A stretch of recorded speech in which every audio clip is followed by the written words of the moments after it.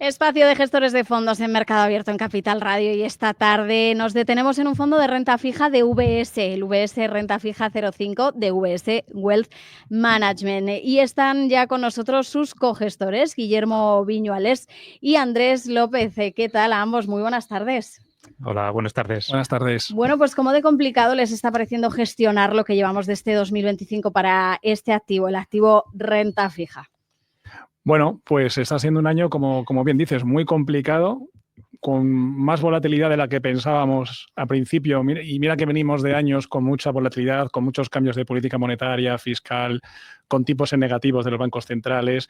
Bueno, pues este año, que luego me imagino que lo haremos más, más extendido, con los acontecimientos de toda la política de Trump y los aranceles y lo que está pasando aquí en Europa con la política también de más fiscal, más laxa, tanto de Alemania como a nivel de zona euro, está moviendo mucho los tipos de interés, está moviendo mucho los mercados financieros y en concreto los tipos de interés. Así que sí podemos decir que sorprendidos, una vez más, por la volatilidad de los mercados, ¿no?, en este entorno. Enseguida profundizamos en ese marco, ¿no?, que nos comentabas. Vamos con los detalles del fondo, que cuenta con la opción de seleccionar emisiones en el rango entre los 0 y los 5 años, de ahí el nombre también del fondo. La duración media de la cartera, ¿cuál es ahora mismo en este momento? Bueno, la duración la tenemos ahora en un rango de en torno a 3,5, pero bueno, esto no significa que nos tengamos que centrar en ese rango que pone el folleto de 0,5 años. Podemos irnos a bonos, pues como dice, al final es un fondo flexible, podemos irnos a bonos de más largo plazo, pero la duración media de la cartera está en esos términos, 3,5. En el último ejercicio el tema de la duración ya nos trajo un poco de cabeza, y luego parece que más importante que la duración puede que sea la flexibilidad, ¿no?, de adaptar las carteras o de aprovechar estas situaciones puntuales que estamos viendo y que pueden mostrar oportunidades. Este año, tal y como van las cosas que estamos teniendo, un año bastante movido, ¿también va por ahí el tema un poco? Totalmente. Al final, bueno, es un mandato flexible y más que nunca en un entorno tan cambiante y tan complejo como el actual, pues bueno, tener un mandato flexible y tener esa flexibilidad en términos de duración, en términos de crédito, pues te hace adaptarte en cada momento al escenario actual, y adaptar, por lo tanto, el posicionamiento de la cartera pues de la forma más adecuada a ese escenario, ¿no?, a este entorno. Bueno, un ejemplo de flexibilidad en el fondo, que a lo largo por ejemplo, en 2022, ese rango que nos permite tomar duración entre 0 y 5, pues bueno, tuvimos duraciones muy bajitas. Eso nos permitió estar menos expuestos a toda la volatilidad y el repunte de tipos y, por lo tanto, pues proteger capital en un año tan complicado como fue el 22. A la medida que han ido subiendo los tipos, hemos ido ya tomando algo más de sensibilidad a tipos, hemos ido subiendo la duración y ahora, pues bueno, estamos un poco en los términos en el rango que hemos comentado. Hemos visto dos momentos claves, sin duda, este ejercicio ya. Uno ha sido el vuelco de la deuda alemana por ese paso que daba el nuevo gobierno de coalición del país en materia de endeudamiento y de gasto. Y luego, sin duda, la presión del bono estadounidense más reciente en medio de estas tensiones comerciales, de estas medidas adoptadas por Donald Trump y que también han afectado a este mercado. Como gestores especializados en renta fija, precisamente, ¿cómo de clave les han parecido estos dos eventos? Bueno, pues muy importante, porque además podemos decir que a principio de año un poco el consenso, y nosotros estábamos un poco también en esa opinión, era que teníamos un entorno económico en Europa mucho más complicado, con posibles bajadas de tipos mucho más bruscas, y por lo tanto parecía que lo obvio era construir duración solo con Europa, ¿no? Y al revés, en Estados Unidos, con todo el Trump trade que se hablaba cuando salió elegido presidente a finales del año pasado, toda la política fiscal, la desregulación, parecía que eso eran tipos para arriba con mayor crecimiento, ¿no? ¿Qué ha pasado? Que durante el mes de marzo, con estas dos noticias tan importantes, se produjo el movimiento totalmente contrario. Tuvimos lo que se dice en el mundo financiero un sell-off, una fuerte subida de tipos de interés en Alemania cuando publicó el plan fiscal tan importante y de defensa, y al revés, con vimos, digamos, la cara B, la cara fea de la administración Trump, con todos los aranceles, donde el mercado de renta fija lo que dijo es: cuidado, que puedes bajar muchísimo el crecimiento económico de Estados Unidos, incluso no se descartaba ni se descarta una pequeña recesión técnica, ¿no? Entonces, han sido dos acontecimientos claves que han cambiado mucho totalmente el paradigma de cómo vemos la renta fija y en concreto la renta fija de gobierno, los tipos de interés.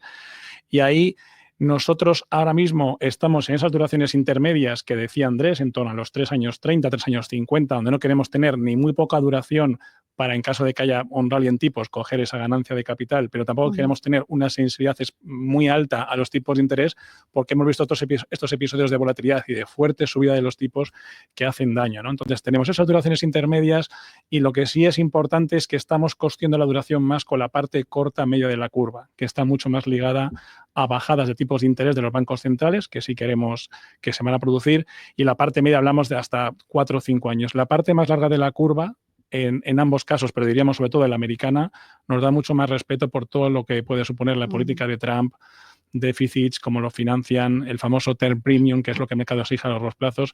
Entonces, sí, duraciones intermedias, pero ojo con las largas duraciones, especialmente en Estados Unidos, ¿no? Es un poco cómo hemos construido y cómo tenemos la cartera, sobre todo a raíz de los acontecimientos que mencionas. Precisamente a raíz de esos acontecimientos y viendo esta estrategia que está llevando a cabo la nueva administración estadounidense, no sé si consideran que precisamente el mercado de deuda puede ser el que ponga límites o el que obligue a cambiar de estrategia económica a Donald Trump.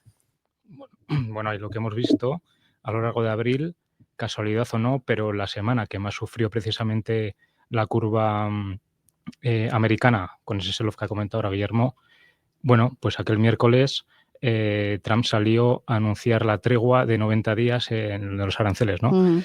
Pues sí, parece que hay más sensibilidad en el mercado de bonos que en el mercado de equity. Bueno, pues muestra de ello fue... Y desde entonces se ha calmado en parte y bueno, los rangos de volatilidad que nos estamos moviendo pues son inferiores a los de semanas atrás. Ya nos han contado un poquito la estrategia, ¿no?, que están siguiendo con la deuda soberana de Estados Unidos, también con esos pies de plomo, esperando a lo que haga la administración Trump. Pero aquí en Europa, en la parte de deuda de gobiernos, ¿cómo estarían actuando? Bueno, pues en gobiernos tenemos, actualmente estamos en torno al 10-11% de la cartera.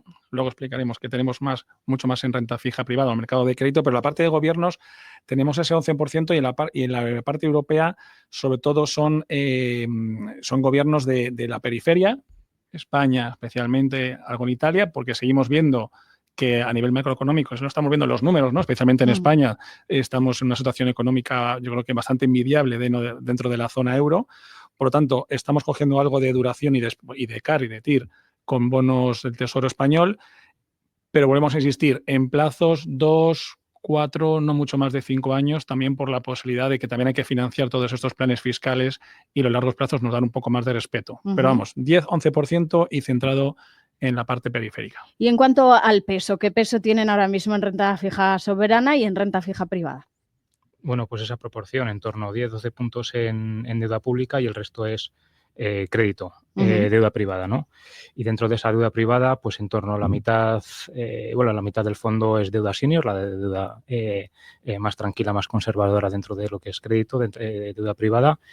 Y luego 30-35 puntos en subordinación. Subordinación, nos gusta el activo, lo entendemos y creemos que en ciertos nombres, si te convencen los fundamentales de una compañía y bueno, el estudio fundamental que haces pues nos convence, pues al final tiene sentido moverse en una capa inferior en prelación, subordinación, pues para optar a 1 o 2 puntos más de rentabilidad de TIR, ¿no?, que ofrece.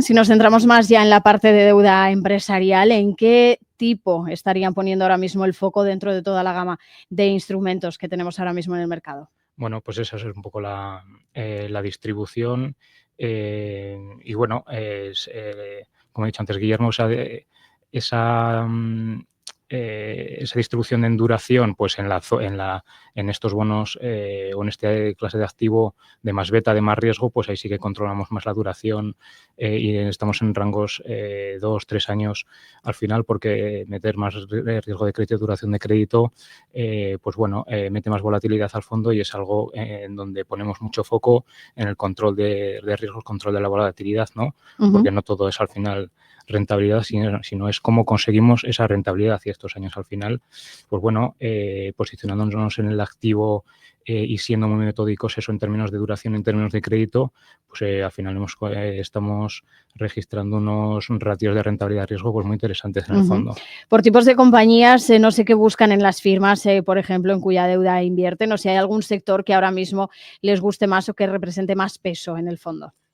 Bueno, ahí el sector que más nos ha gustado el año pasado y que lo mantenemos, y además lo está haciendo mejor que el resto, es el financiero. Es verdad que dentro del mercado de renta fija euro, ya el sector financiero, por sus características, es con diferencia el que más emite. Es un peso de en torno al 35-40%, pero nosotros además pensamos que todavía los fundamentales, las métricas de crédito de los bancos, tanto de solvencia, de liquidez, de préstamos morosos, siguen estando muy fuertes, siguen presentando muy buenos resultados y encima por valoración nos gusta en relativo generalmente más que el otro gran sector, que son los no financieros, ¿no? O sea que tendremos una sobreponderación en el sector financiero y ahí antes, como decía Andrés, lo repartimos tanto en deuda senior como en deuda un poco más subordinada, como puede ser un Tier 2 o los famosos AT1s, ¿no? Y luego en la parte de crédito no financiero, lo que se llaman los corporativos, dado las características que tenemos en el entorno macroeconómico, estamos mucho en los sectores más defensivos por el momento. Es decir, la sobreponderación en general, aunque luego tenemos cosas, evidentemente, por mucha diversificación, pero sí nos sigue gustando en este entorno pues todo lo que sean telecomunicaciones, utilities, algo de energía, aunque sí es verdad que tenemos algunos sectores un poco más cíclicos por si al final el repunte económico, sobre todo en la zona euro, nos puede ayudar, ¿no? Pero sobreponderación en bancos. Eso en cuanto a sectores, el financiero con más peso. ¿Y tienen compañías españolas en cartera?